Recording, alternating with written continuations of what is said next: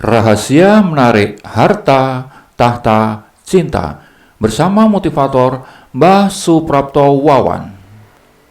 Sahabatku sebangsa dan setanah air, bila Anda melakukan suatu usaha untuk tujuan tertentu, dilakukan secara intensif, sangat terfokus, penuh daya upaya, tetapi dengan jiwa yang penuh kegembiraan, kerelaan, dan cinta, maka diri Anda memancarkan tenaga spiritual dahsyat yang menjangkau orang, benda, suasana, dan peristiwa di tempat lain, bahkan bisa melintasi benua. Semua yang bersesuaian dengan intensi usaha Anda itu. Kebenaran ini diakui oleh para ahli psikologi dan para psikologi yang diistilahkan sebagai sinkronisitas. Di buku karya Henriette Anne Clauser yang berjudul Write It Down, Make It Happen, fenomena sinkronisitas ini diistilahkan dengan polishing coconut atau stirring up. Saya kisahkan sebuah contoh agar Anda lebih jelas. Ada seorang remaja pedagang donat keliling yang selalu bersemangat menawarkan produk dagangannya itu. Remaja ini seorang pekerja keras, tetapi bisa menikmati pekerjaannya tanpa malu-malu. Dia gembira. Donat itu dibuat di dapur oleh orang tuanya.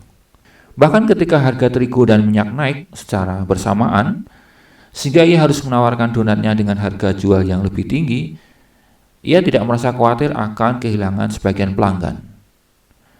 Suatu kali, seperti biasa, ia berkeliling dengan sepeda butut keluar masuk kampung menawarkan donatnya. Namun kali ini menjadi hari yang berbeda karena ternyata sangat sedikit orang membeli. Para pelanggan yang biasa membeli hanya memberikan senyum manis saja. Mereka mengatakan terima kasih tidak sekarang. Hingga waktu menjelang sore, dagangannya hanya berkurang beberapa potong saja. Ia mulai kecewa dan ia berusaha menutupi kekecewaannya. Ia memutuskan pulang dan harus mengatakan bahwa rugi untuk hari itu. Dan ia pun mulai membayangkan wajah ibunya yang menangis karena sedih. Tetapi ia sudah melakukan yang terbaik yang bisa dilakukan hari itu. Ia mencoba untuk pasrah atas apapun yang terjadi. Namun sementara mengayuh sepedanya menjelang pelataran rumahnya, tiba-tiba ia dikejutkan karena dicegat oleh seorang ibu yang memburunya sambil terengah-engah. Kata ibu itu, "Wah, aku mencarimu ke rumah, Mas. Aku mau beli donat. Kamu yang jual donat itu kan?" "Ya, Ibu." "Mau beli berapa, Ibu?" tanya remaja itu. 47 katanya.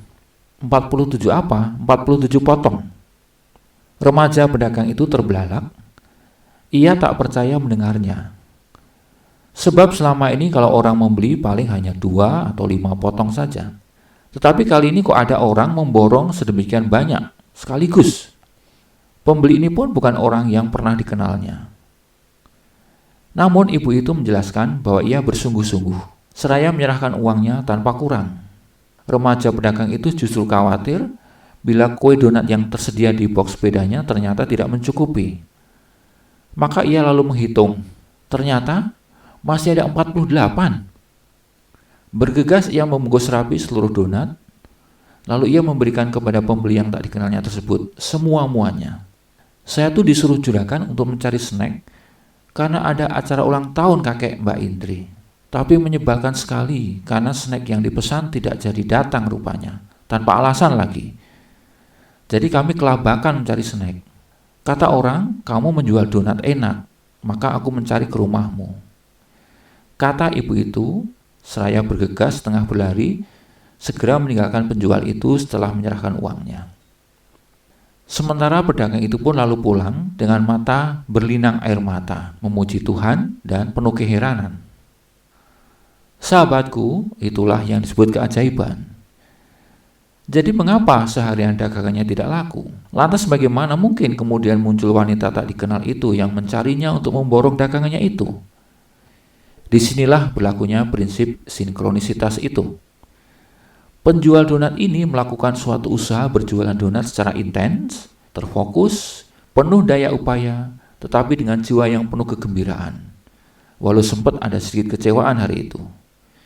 Juga dengan kerelaan dan cinta, maka dirinya memancarkan tenaga spiritual dahsyat yang menjangkau orang, benda, suasana, peristiwa di lain tempat yang bersesuaian dengan intensi usahanya itu. Ia tak kenal dengan keluarga yang berulang tahun, juga tak tahu di mana mereka berada, tetapi tenaga spirit ilahi yang melampaui logika telah menghubungkan mereka.